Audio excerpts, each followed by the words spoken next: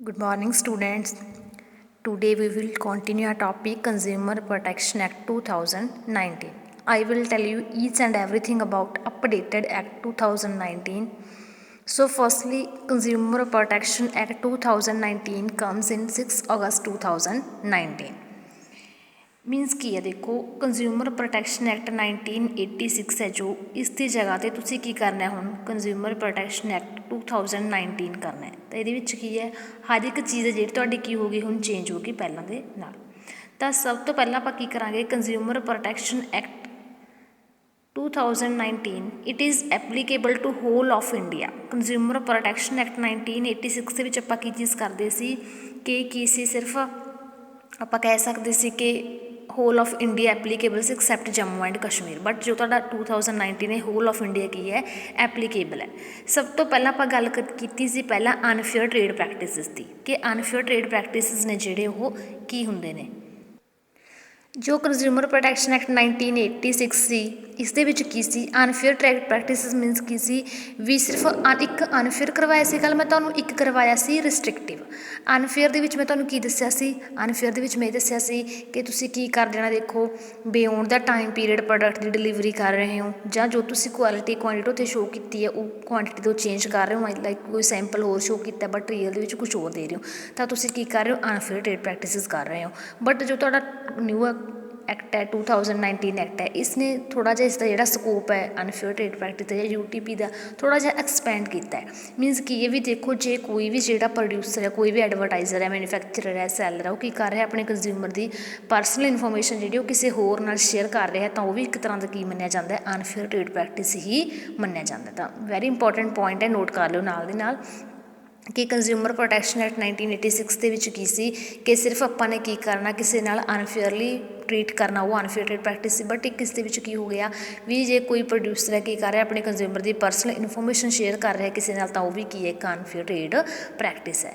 Next ਆਪਣਾ topic ਹੈ CCPA। ਠੀਕ ਹੈ CCPA ਜਿਹੜਾ ਇੱਕ ਤਰ੍ਹਾਂ ਦਾ ਸੈਂਟਰਲ ਕੰਜ਼ਿਊਮਰ ਪ੍ਰੋਟੈਕਸ਼ਨ ਅਥਾਰਟੀ ਹੈ ਇੱਕ ਰੈਗੂਲੇਟਰੀ ਬਾਡੀ ਹੈ ਜੋ ਹੁਣੇ ਹੀ ਐਕਟ ਦੇ ਵਿੱਚ ਇਸਟੈਬਲਿਸ਼ ਹੋਈ ਹੈ CCPA ਕੰਜ਼ਿਊਮਰ ਪ੍ਰੋਟੈਕਸ਼ਨ ਜਾਂ ਫਿਰ central consumer protection authority.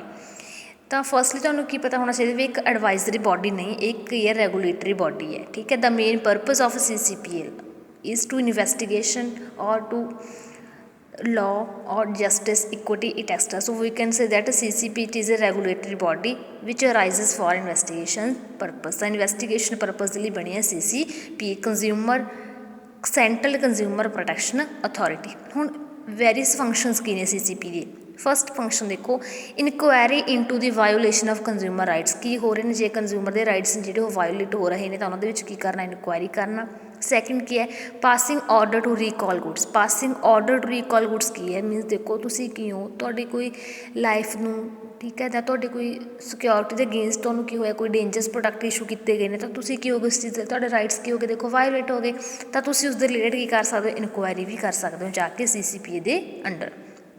Next ਕੀ ਹੈ ਇਸ਼ੂਇੰਗ ਦਾ directions to discontinue the product ਔਰ ਮਿਸਲੀਡਿੰਗ ਦਾ ਫਾਲਸ ਐਡਵਰਟਾਈਜ਼ਮੈਂਟ। ਬਣੇ ਕੀ ਕੀਤਾ ਦੇਖੋ ਤੁਹਾਨੂੰ ਕੀ ਕੀਤਾ ਕੋਈ ਫਾਲਸ ਐਡਵਰਟਾਈਜ਼ਮੈਂਟ ਕੀਤੀ ਜਾਂ ਤੁਹਾਡੇ ਨਾਲ ਕੋਈ ਮਿਸਲੀਡਿੰਗ ਕੀਤਾ ਹੈ ਨਾ ਇਸ ਤਰ੍ਹਾਂ ਤੁਹਾਨੂੰ ਕੀ ਕੀਤਾ ਇੱਕ ਤਰ੍ਹਾਂ ਦਾ ਕੋਰਜਨ ਕੀਤਾ ਹੈਗਾ ਪ੍ਰੋਡਕਟ ਨੂੰ ਬਾਏ ਕਰਨ ਦੇ ਲਈ ਤਾਂ ਉਹ ਕੀ ਕਰ ਸਕਦਾ ਡਾਇਰੈਕਸ਼ਨਸ ਇਸ਼ੂ ਕਰ ਸਕਦਾ ਉਹ ਸਾਰੀਆਂ ਅਥੋਰੀਟੇਟਿਵ ਬੋਡੀਜ਼ ਨੂੰ ਜਿਸ ਨੇ ਕੀ ਕੀਤਾ ਕੰਜ਼ਿਊਮਰ ਦੇ ਨਾਲ ਇਸ ਤਰ੍ਹਾਂ ਦਾ ਵਰਕ ਕੀਤਾ। ਨੈਕਸਟ ਕਿ ਇੰਪੋਜ਼ਿੰਗ ਦਾ ਪੈਨਲਟੀਜ਼ ਜੇ ਉਸਨੂੰ ਕੀ ਲੱਗ ਰਿਹਾ ਡਿਫੋਲਟ ਲੱਗ ਰਿਹਾ ਕੋਈ ਐਡਵਰਟਾਈਜ਼ਰ ਦੇ ਵਿੱਚ ਜਾਂ ਫਿਰ ਮੈਨੂਫੈਕਚਰਰ ਦੇ ਵਿੱਚ ਸੈਲਰ ਦੇ ਵਿੱਚ ਤਾਂ ਉਹ ਕੀ ਕਰ ਸਕਦਾ ਪੈਨਲਟੀ ਵੀ ਇੰਪੋਜ਼ ਕਰ ਸਕਦਾ। ਨੈਕਸਟ ਕਿ issuing safety notice to consumer against unfair trade practices and services ਜੇ ਉਸਨੂੰ ਕੀ ਲੱਗ ਰਿਹਾ ਕਿ ਇੱਕ ਕੰਜ਼ਿਊਮਰ ਦੇ ਨਾਲ ਕੀ ਹੋ ਸਕਦਾ ਅਨਫੇਅਰ ਟਰੇਡ ਪ੍ਰੈਕਟਿਸ ਹੋ ਸਕਦਾ ਤਾਂ ਉਹ ਕੀ ਕਰ ਸਕਦਾ ਸੇਫਟੀ ਨੋਟਿਸ ਵੀ ਇਸ਼ੂ ਕਰ ਸਕਦਾ। ਨੈਕਸਟ ਕੀ ਹੈ ਮਿਸਲੀਡਿੰਗ ਐਡਵਰਟਾਈਜ਼ਮੈਂਟ। ਮਿਸਲੀਡਿੰਗ ਐਡਵਰਟਾਈਜ਼ਮੈਂਟ ਦੇ ਵਿੱਚ ਕੀ ਹੈ CCPA ਇੰਪੋਜ਼ ਕਰ ਸਕਦਾ ਪੈਨੈਲਟੀ ਮੈਨੂਫੈਕਚਰਰ ਦੇ ਉੱਤੇ ਜਾਂ ਫਿਰ ਇੰਡੋਰਸਰ ਦੇ ਉੱਤੇ। So we can so that misleading advertisement means CCPA have power to impose an penalty on manufacturer or endorser or producer। Meaning ਕੀ ਹੋਇਆ ਦੇਖੋ ਮਿਸਲੀਡਿੰਗ ਐਡਵਰਟਾਈਜ਼ਮੈਂਟ ਦਾ ਹੁਣ ਦੇਖੋ ਜੋ ਕੰਪਨੀਜ਼ ਨੇ ਦੇਖੋ ਉਹ ਪ੍ਰੋਡਕਟ ਖੁਦ ਬਣਾ ਰਹੀਆਂ ਨੇ ਬਟ ਕੰਪਨੀਜ਼ ਦੀ ਜੋ ਐਡਵਰਟਾਈਜ਼ਮੈਂਟ ਹੈ ਉਹ ਕੋਈ ਹੋਰ ਕਰਦਾ ਆਪਾਂ ਨੂੰ ਪਤਾ ਨਾ ਲਾਈਕ ਕੋਈ ਲਕਸ ਹੋ ਗਿਆ ਕੋਈ ਵੀ ਸ਼ੈਂਪੂ ਆ ਕਿੰਨੇ ਸਾਰੇ ਐਕਟਰ ਨੇ ਜਿਹੜੇ ਆਪਾਂ ਨੂੰ ਕੀ ਕਰਦੇ ਨੇ ਦੇਖੋ ਐਡਵਰਟਾਈਜ਼ਮੈਂਟ ਕਰਦੇ ਨੇ। ਠੀਕ ਹੈ ਉਹ ਐਡਵਰਟਾਈਜ਼ਮੈਂਟ ਕਿਉਂ ਹੁੰਦੀ ਹੈ ਪਬਲਿਕ ਨੂੰ ਅਟਰੈਕਟ ਕਰਨ ਦੇ ਲਈ। ਹੁਣ ਦੇਖੋ ਇਨ ਕੇਸ ਕੀ ਹੈ ਪ੍ਰੋਡਕਟ ਜਿਹੜਾ ਉਹ ਜਿਹੜਾ ਐਡਵਰਟਾਈਜ਼ਰ ਹੈ ਲਾਈਕ ਕੋਈ ਮੰਨ ਲਓ ਤੁਸੀਂ ਕੋਈ ਇੱਕ ਪਰਟੀਕੂਲਰ ਐਕਟਰ ਉਹ ਪ੍ਰੋਡਕਟ ਦੀ ਕੀ ਕਰ ਰਿਹਾ ਐਡਵਰਟੀਜ਼ਮੈਂਟ ਕਰ ਰਿਹਾ, ਬਟ ਰੀਅਲ ਦੇ ਵਿੱਚ ਉਹ ਪ੍ਰੋਡਕਟ ਜੋ ਤੁਸੀਂ ਪਰਚੇਜ਼ ਕੀਤਾ ਹੈ ਨਾ ਇੱਕ ਐਕਟਰ ਦੀ ਐਡਵਰਟੀਜ਼ਮੈਂਟ ਦੇ ਬਿਹਾਫ 'ਤੇ ਤੁਸੀਂ ਇੱਕ ਕੀ ਕੀਤਾ ਬਲਾਈਂਡ ਟਰਸਟ ਕੀਤਾ, ਬਟ ਉਹ ਰੀਅਲ ਦੇ ਵਿੱਚ ਐਗਜ਼ਿਸਟ ਨਹੀਂ ਕਰ ਪਾ ਰਿਹਾ, ਤਾਂ ਤੁਸੀਂ ਕੀ ਕਰ ਸਕਦੇ, ਤੁਹਾਡੇ ਕੋਲ ਰਾਈਟ ਹੈ, ਤੁਸੀਂ ਕੰਪਲੇਨ ਕਰ ਸਕਦੇ ਹੋ। ਹੁਣ ਦੇਖੋ ਜਿਹੜੀਆਂ ਤੁਹਾਡੀਆਂ ਬੋਡੀਜ਼ ਬਣੀਆਂ ਨੇ ਕੰਜ਼ਿਊਮਰ ਪ੍ਰੋਟੈਕਸ਼ਨ ਐਕਟ, ਦੇਖੋ ਐਕਟ ਦਾ ਮਤਲਬ ਕਿ ਉਹਦੇ ਅੰਦਰ ਕਿੰਨੇ ਬੋਡੀਜ਼ ਨੇ ਤੁਹਾਡੀ ਪ੍ਰੋਟੈਕਸ਼ਨ ਦੇ ਲਈ, ਤਾਂ ਉਹ ਕੀ ਕਰ ਸਕਦੇ ਨੇ ਉਸ ਐਡਵਰਟਾਈਜ਼ਰ ਦੇ ਅਗੇਂਸਟ ਜਾਂ ਉਸ ਐਡਵਰਟਾਈਜ਼ਰ ਦੇ ਜਾਂ ਉਸ ਇੱਕ ਤਰ੍ਹਾਂ ਦਾ ਆਪਾਂ ਕਹਿ ਸਕਦੇ ਹਾਂ ਕਿ ਉਸ ਪਰਸਨ ਦੇ ਉੱਪਰ ਕੀ ਕਰ ਸਕਦੇ ਨੇ, ਉਹ ਪੈਨੈਲਿਟੀ ਚਾਰਜ ਕਰ ਸਕਦੇ ਨੇ। ਹੁਣ ਪੈਨੈਲਿਟੀ ਦੀ ਲਿਮਿਟ ਕੀ ਦੇਖੋ ਅਪ ਟੂ ₹10 ਲੱਖ, ਠੀਕ ਹੈ। ਇੱਕ ਜਿਹੜਾ ਐਡਵਰਟਾਈਜ਼ਰ ਜੇ ਉਹ ਗਲਤ ਐਡਵਰਟਾਈਜ਼ਮੈਂਟ ਕਰ ਰਿਹਾ ਪ੍ਰੋਡਕਟ ਦੀ ਤਾਂ ਉਸ ਦੇ ਉੱਪਰ ਕੀ ਲੱਗ ਸਕਦਾ ਹੈ ₹10 ਲੱਖ ਤੱਕ ਦਾ ਜਿਹੜੀ ਫਾਈਨ ਹੈ ਉਹ ਲੱਗ ਸਕਦਾ, ਅਤੇ ਉਸਨੂੰ ਇੰਪ੍ਰਿਜ਼ਨਮੈਂਟ ਕਿੰਨੇ ਸਾਲ ਦੀ ਹੋ ਸਕਦੀ ਹੈ 2 ਇਅਰਸ ਇੰਪ੍ਰਿਜ਼ਨਮੈਂਟ ਹੋ ਸਕਦੀ ਹੈ, ਠੀਕ ਹੈ। ਤਾਂ ਇਹ ਕਿਸ ਚੀਜ਼ ਲਈ ਜੇ ਉਹ ਫਾਲਸ ਜਾਂ ਮਿਸਲੀਡਿੰਗ ਐਡਵਰਟਾਈਜ਼ਮੈਂਟ ਕਰ ਰਹੇ, ਇਸ ਚੀਜ਼ ਲਈ ਉਸਨੂੰ ਕੀਤੀ ਜਾਂਦੀ ਇੱਕ ਵਾਰਨਿੰਗ ਦਿੱਤੀ ਜਾਂਦੀ ਹੈ, ਠੀਕ ਹੈ। ਵਾਰਨਿੰਗ ਦਿੱਤੀ ਜਾਂਦੀ ਐਕਟ ਦੇ ਦੁਆਰਾ, ਇੱਕ ਆਪਾਂ ਕਹਿ ਸਕਦੇ ਇੱਕ ਐਡਵਰਟਾਈਜ਼ਰ ਨੂੰ ਇੱਕ ਐਕਟਰ ਨੂੰ ਜੋ ਰਿਪਰਜੈਂਟ ਕਰ ਰਿਹਾ ਪ੍ਰੋਡਕਟ ਨੂੰ ਨਾ ਪਬਲਿਕ ਦੇ ਅੱਗੇ, ਤਾਂ ਉਸਨੂੰ ਇੱਕ ਵਾਰਨਿੰਗ ਦਿੱਤੀ ਜਾਂਦੀ ਹੈ। ਦੇਖੋ ਉਸਦੇ ਉੱਪਰ ਪੈਨਲਟੀ ਤਾਂ ਲੱਗਣੀ ਹੀ ਲੱਗਣੀ ਹੈ ₹10 ਲੱਖ ਦੀ, ਅਤੇ ਇੰਪ੍ਰਿਜ਼ਨਮੈਂਟ ਹੋ ਸਕਦਾ ਉਸਨੂੰ 2 ਇਅਰਸ ਦੀ। ਜੇ ਉਹ ਫਿਰ ਵੀ ਨਹੀਂ ਇਹ ਪੁਆਇੰਟਸ ਨੂੰ ਕੰਸੀਡਰ ਕਰ ਰਿਹਾ, ਫਿਰ ਇਹ ਕੀ ਹੋ ਸਕਦਾ, ਤਾਂ ਉਹ ਕੀ ਕਰ ਸਕਦਾ ਉਸ ਇੰਡੋਰਸਰ ਨੂੰ ਜਾਂ ਉਸ ਐਡਵਰਟਾਈਜ਼ਰ ਨੂੰ ਬੈਨ ਵੀ ਕਰ ਸਕਦਾ ਅਪ ਟੂ 1 ਈਅਰ। ਬੈਨ ਦਾ ਮੀਨਿੰਗ ਕੀ ਬਣਿਆ ਕਿ ਉਹ ਦੇਖੋ ਉਸਨੇ ਕੀ ਕੀਤਾ ਪਬਲਿਕ ਦੇ ਨਾਲ ਡਿਫੋਲਟ ਕੀਤਾ ਹੈ ਨਾ, ਗਲਤ ਪ੍ਰੋਡਕਟ ਨੂੰ ਐਡਵਰਟਾਈਜ਼ ਕਰਕੇ ਪਬਲਿਕ ਨੇ ਉਸਦੇ ਉੱਪਰ ਬਲਾਈਂਡ ਟਰਸਟ ਕੀਤਾ, ਪਬਲਿਕ ਨੂੰ ਲੋਸ ਹੋਇਆ, ਉਹਨਾਂ ਦੇ ਡੇਂਜਰਸ ਹੋਏ ਪ੍ਰੋਡਕਟ ਉਹਨਾਂ ਦੀ ਹੈਲਥ ਦੇ ਲਈ, ਠੀਕ ਹੈ, ਸੇਫਟੀ ਦੇ ਲਈ, ਤਾਂ ਉਹ ਕੀ ਕਰ ਸਕਦੀ ਹੈ ਜਿਹੜੀ ਐਕਟ ਹੈ ਜਿਹੜੀ ਬੋਡੀ ਉਹ ਕੀ ਕਰ ਸਕਦੀ ਹੈ ਉਸਨੂੰ ਬੈਨ ਵੀ ਕਰ ਸਕਦੀ ਹੈ up to 1 year. Means up to 1 year ਕੀ ਕਰ ਸਕਦਾ he or she can not give any advertisement of any other companies products. Means ਉਹ ਕਿਸੇ ਵੀ ਕੰਪਨੀ ਦੇ ਐਡਵਰਟਾਈਜ਼ਰ ਜਾਂ ਫਿਰ ਇੰਡੋਰਸਰ ਜਿਹੜੇ ਉਹ ਨਹੀਂ ਬਣ ਸਕਦੇ up to 1 year. Next is product liability. Product liability means ਕੀ ਹੈ if there is any defect ਔਰ default in design deviation from manufacturing specification services it extras. Product liability meaning ਕੀ ਦੇਖੋ ਪ੍ਰੋਡਕਟ ਲਾਇਬਿਲਿਟੀ ਉਹ ਇੱਕ ਅਪਡੇਟਡ ਜਾਂ ਆਪਾਂ ਕਹਿ ਸਕਦੇ ਹਾਂ ਅਮੈਂਡਮੈਂਟ ਆਈ ਹੈ ਕੰਜ਼ਿਊਮਰ ਪ੍ਰੋਟੈਕਸ਼ਨ ਐਕਟ 2019 ਦੇ ਵਿੱਚ, ਕਿ ਪ੍ਰੋਡਕਟ ਲਾਇਬਿਲਿਟੀ ਦੇ ਵਿੱਚ ਕੀ ਹੁੰਦਾ ਇਨ ਕੇਸ ਜੋ ਵੀ ਕੋਈ ਪ੍ਰੋਡਕਟ ਉਹਦੇ ਵਿੱਚ ਕੀ ਹੈ ਡਿਫੋਲਟ ਹੈ, ਠੀਕ ਹੈ, ਜਾਂ ਉਸ ਦੇ ਸਰਵਿਸਿਜ਼ ਦੇ ਵਿੱਚ ਡਿਫੋਲਟ ਹੈ, ਕੋਈ ਡਿਜ਼ਾਈਨ ਦੇ ਵਿੱਚ, ਕੁਆਲਿਟੀ ਦੇ ਵਿੱਚ, ਕੁਆਂਟਿਟੀ ਦੇ ਵਿੱਚ, ਤਾਂ ਉਹ ਕੀ ਹੈ ਪ੍ਰੋਡਕਟ ਲਾਇਬਿਲਿਟੀ ਹੈ। ਨੈਕਸਟ ਆਪਾਂ ਕੀ ਕਹਿ ਸਕਦੇ ਹਾਂ ਇੱਕ ਪੁਆਇੰਟ ਹੈ ਜੋ ਤੁਸੀਂ ਨੋਟ ਡਾਊਨ ਕਰ ਲਿਓ ਅਨਫੇਅਰ ਟਰੇਡ ਪ੍ਰੈਕਟਿਸਿਸ ਨੇ ਜਿਹੜੇ, ਇਸ ਦੇ ਵਿੱਚ ਕੀ ਹੁੰਦਾ ਹੈ if any consumer have unfair trade practice or UTP then he or she can go to state or national councils but he or she can never go to district form।